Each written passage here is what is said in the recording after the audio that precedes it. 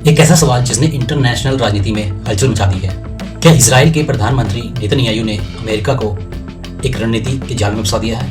क्या वाशिंगटन एक ऐसी जंग की गहराई में उतर चुका है जिसकी दिशा और परिणाम दोनों ही अनिश्चित हैं? अमेरिका के अंदर इस समय बहस तेज है।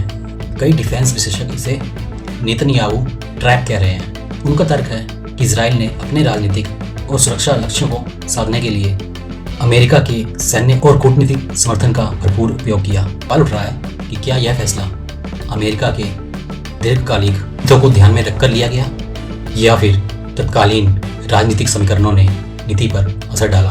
विशेषज्ञों का कहना है कि अमेरिका के बिना इतनी बड़ी सैन्य कार्रवाई संभव नहीं थी और यही वजह है कि अब जिम्मेदारी का एक बड़ा हिस्सा भी वाशिंगटन पर आ गया है। अमेरिकी राजनीति के भीतर भी मतभेद खुलकर सामने आ रहे हैं। डोनाल्ड ट्रंप और नेतन्याहू के संबंधों पर सवाल उठाए हैं कि अमेरिका की जनता अब लंबी और महंगी जंगों से थक चुकी है जिनका सरल अंत नजर नहीं आ रहा है। जमीनी तस्वीर भी कम महत्वपूर्ण नहीं है। व्हाइट हाउस के बाहर प्रदर्शन हो रहे हैं। न्यूयॉर्क में टाइम्स स्क्वायर के बाहर हजारों लोग खड़े होकर सरकार से जवाब मांग रहे हैं। उनका कहना है कि अफगानिस्तान और इराक के एक्सपीरियंस अभी ताज़ा हैं और उसके बावजूद भी अमेरिका एक ताजी और इतनी बड़ी लड़ाई में क्यों उतर रहा है। कुछ सर्वों के मुताबिक अमेरिका के 60% पीपल जो हैं वो इस लड़ाई के खिलाफ बताए जा रहे हैं।